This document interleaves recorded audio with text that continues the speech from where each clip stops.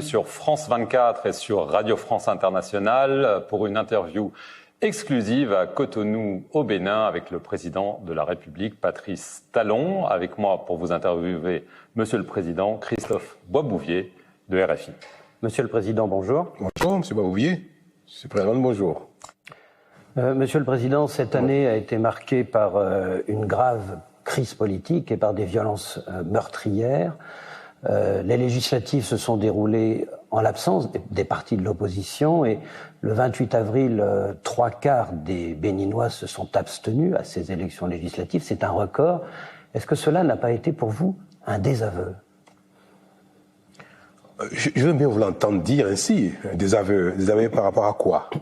Par rapport à la réforme du système politique ou par rapport à mon action globalement, au plan économique, au plan social, au plan sécuritaire, au plan éducationnel. Alors, un désaveu, je ne pense pas, je fais pas cette lecture. À mon arrivée, j'ai dit haut et fort que la réforme du pays s'imposait sur tous les plans, y compris sur le plan politique. Les lois qui ont été votées pour réformer le code électoral, pour réformer la charte des partis politiques, ont été des lois qui ont été votées par le Parlement sortant. Celui qui était là, les députés qui étaient en place avant mon arrivée, c'est eux qui ont voté les lois en question. Mais dans la mise en œuvre de ces lois, comme on a pu le constater, il s'est posé quelques problèmes. Tout le monde n'a pas été en mesure de satisfaire les exigences de la loi. Les lois ont été un peu, ont mis la barre, il faut l'avouer, un peu haut. Pour contraindre. Vous le regrettez peut-être un petit peu ? Non, je ne peux le regretter parce que c'était une bonne chose. Mais je trouve que la classe politique et les groupes politiques n'étaient pas suffisamment préparés à satisfaire les exigences que eux-mêmes ont fixées. Ça a pu donner donc lieu à des controverses, ce à quoi nous avons assisté. Mais vous savez, quelles sont les réformes constructives, réparatrices, qui n'engendrent pas de heurts et des controverses. C'est pour cela que la pertinence de la réforme, peut-être, on peut le dire, a été confirmée par les difficultés que nous avons eues à mettre ça en œuvre sans histoire. Mais c'est derrière nous. Alors, ce qui n'est quand même pas totalement derrière vous, vous avez parlé des heurts, il y a eu des violences meurtrières, très rare, presque sans précédent dans le pays. Votre ministre de l'Intérieur a admis que les forces de sécurité avaient utilisé des armes létales. Amnesty International affirme qu'il y avait au moins 4 morts, qu'il y a eu au moins 4 morts, pardon. Aujourd'hui, est-ce que vous pouvez nous dire, officiellement, parce que le gouvernement n'a jamais exprimé sa position, combien il y a eu de morts lors de ces troubles? Il y a eu des morts. Il y a eu des morts, Monsieur le Président? Je peux vous l'affirmer. Le procureur de la République et le ministère de l'Intérieur ont annoncé que il y a eu environ 4 morts. Ça, c'est. Vous savez, la difficulté, c'est quoi? C'est que il y a des gens qu'on appelle des chasseurs qui ont été mobilisés à l'intérieur et à l'extérieur du pays par des acteurs politiques. Et des chasseurs qui ont tiré avec des armes sur les agents de sécurité, sur les militaires, sur les policiers et même sur les civils. Et parfois, la riposte de protection du bien public et de protection de soi a amené certains agents de sécurité à faire face aux tirs de ces chasseurs. Alors, les dégâts que ça a pu causer au plan humain, dans un cas ou dans l'autre, parfois pour dissimuler leur action, certains sont partis avec leurs blessés. Parce que quand vous tirez sur les forces de l'ordre et qu'ils ripostent, pour ne pas laisser des traces de qui vous êtes, les gens partent parfois avec leurs blessés. Non, nous avons, en estimant que les dégâts qui ont pu être causés ici et là, je confirme que le nombre de morts pourrait atteindre le chiffre de 4. Et vous prenez votre part de responsabilité? Tout à fait, comme la plupart des Béninois. Je suis le premier responsable aujourd'hui des forces de sécurité. Je suis le premier responsable en matière de maintien de l'ordre. Et toutes les fois qu'il y a des dérapages, qu'il y a une foule, un groupuscule de gens qui s'attaquent à leurs semblables, à leurs autres concitoyens, je suis le premier à assumer la responsabilité. Dans un cas ou dans l'autre. Monsieur le Président, est-ce que vous allez donc vous représenter en 2021? Être élu éventuellement ou non, être candidat éventuellement ou non, ne conditionne pas mon action au quotidien. Et cette candidature éventuelle dépend de 3 choses. Ça dépend de ma disponibilité personnelle, de mon état d'esprit. Ça dépend de l'environnement politique dans lequel nous sommes, puisque les réformes qui sont en cours tendent à renforcer le rôle des partis politiques. Le 3e facteur duquel dépend donc une vertu de Patrice Talon, c'est la mise en œuvre de mon action actuelle. Et je suis relativement satisfait de la définition de l'action gouvernementale. Même si dans la mise en œuvre, il nous a fallu plus de temps que prévu.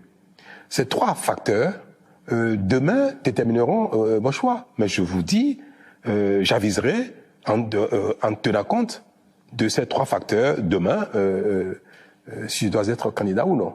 Il y a aussi évidemment le cas de l'ex-président Thomas Boniaï. Il y a eu des semaines de tension, ici même à Cotonou. Vous avez fini par le laisser partir à l'étranger. Oui. Alors des questions très concrètes. Est-ce que vous vous êtes parlé directement et va-t-il rentrer au Bénin? C'est tout mon souhait que le président Boniaï rentre au Bénin. C'est l'ancien président du Bénin. Le président Boniaï est désormais une personnalité particulière dans l'espace de vie au Bénin. Et nous avons au niveau de l'Union africaine, de la CEDEAO, et c'est également ma conviction, il est important que l'alternance politique soit une réalité en Afrique, que les présidents en exercice puissent facilement passer la main. Et c'est pour cela que quelqu'un qui a été président de la République et qui peut-être même confondu des choses répréhensibles doit faire l'objet d'un traitement particulier. C'est difficile à dire parce que je viens de vous dire tantôt que chacun doit répondre de ses faits et gestes, mais les nations africaines, les pays africains continuent de se construire.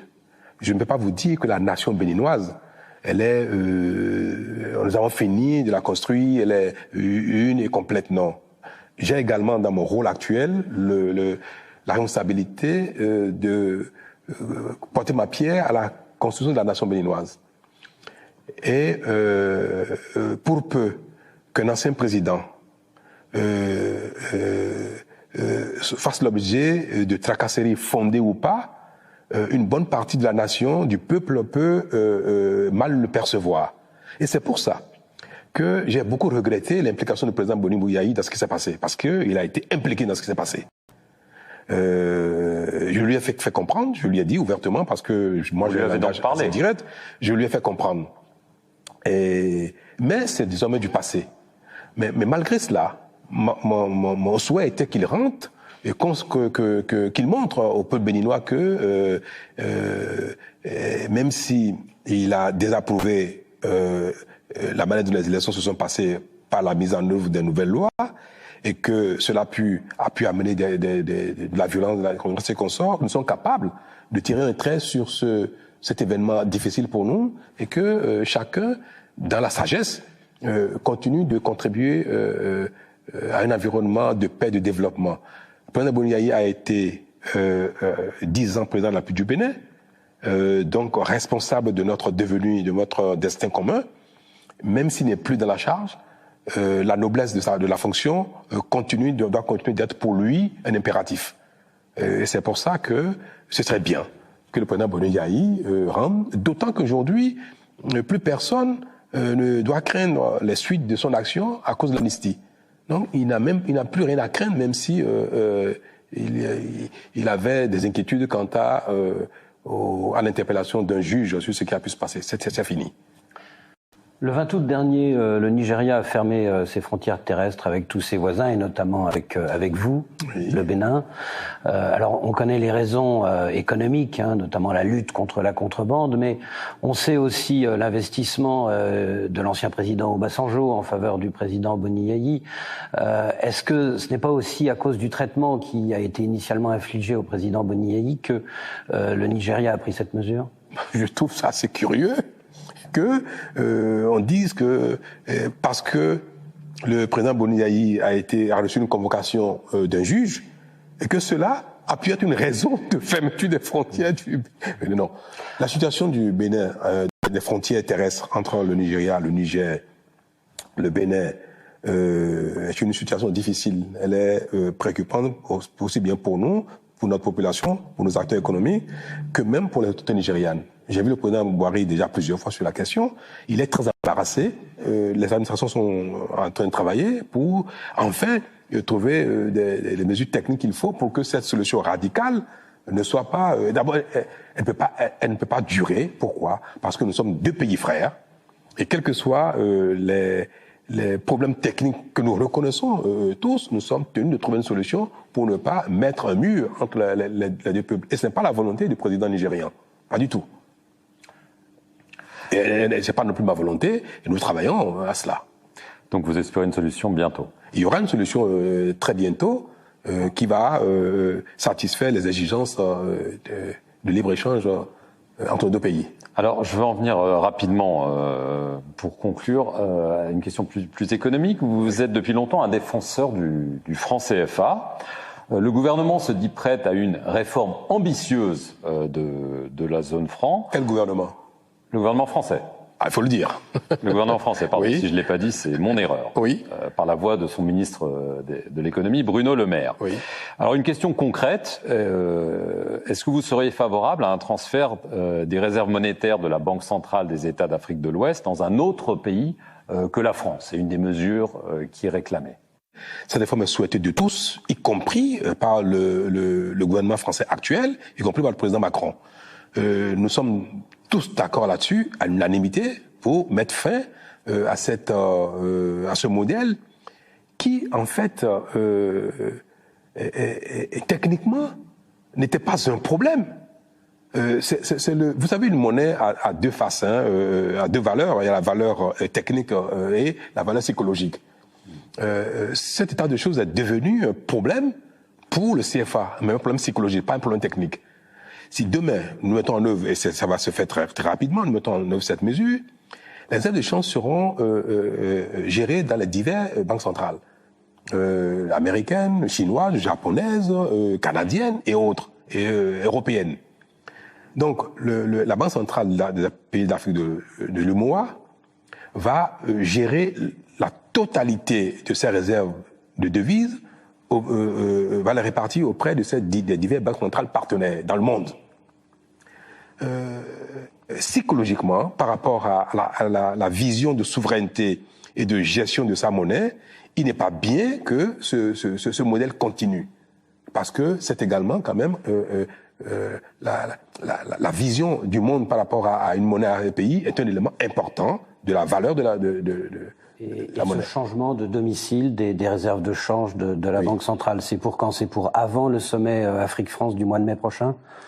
Non, je n'ai pas à vous donner la date, mais je peux vous dire que c'est déjà acté, c'est déjà la volonté de tout le monde, ça va se faire. Et d'ailleurs, la France va aussi se retirer des structures de gouvernance de la monnaie. Quoique, moi je vais vous dire une chose, la présence des Français, des Canadiens, d'Américains dans nos structures de gouvernance en tant qu'observateurs pour s'assurer que les pays de l'UEMOA ont une gestion de leur monnaie, une gestion efficace, transparente et digne de confiance, est quelque chose moi, qui ne me gêne pas. Une dernière question très courte. Normalement, c'est l'année prochaine que le CFA doit être remplacé par l'ECO dans les 15 pays de la CEDEAO, mais vous qui êtes un homme pragmatique, vous croyez vraiment que ce sera l'année prochaine? Est-ce vraiment réaliste? C'est un agenda politico-économique, mais les réalités de l'économie parfois sont en déphasage avec la volonté politique. C'est pas évident que techniquement nous soyons prêts à rentrer dans une monnaie comme l'année prochaine. Moi j'ai le défaut de dire les choses de manière trop directe. Les critères de convergence, l'harmonisation de tout ce que techniquement concourt à l'entrée à la fois de tous ces pays dans la même monnaie, pose encore quelques problèmes de calendrier, même si nous n'y parvenons pas véritablement l'année prochaine, la volonté demeure et nous souhaitons qu'un jour les pays de la CEDEAO puissent se retrouver tous au sein d'une même monnaie. Ça viendra, même si techniquement nous n'y parviendrons pas encore l'année prochaine. Merci, Monsieur le Président, de nous avoir reçus à Cotonou. Et merci à vous tous de nous avoir suivis sur les antennes de RFI et de France 24. Merci à vous. Merci, Monsieur Perelman, Monsieur Barbouvier. Mais c'était avec grand plaisir que j'ai échangé avec vous sur ces différents sujets difficiles. Le temps très court ne permet pas toujours d'aborder les choses avec en profondeur. Bon, mais c'est déjà bien. Merci. Merci beaucoup.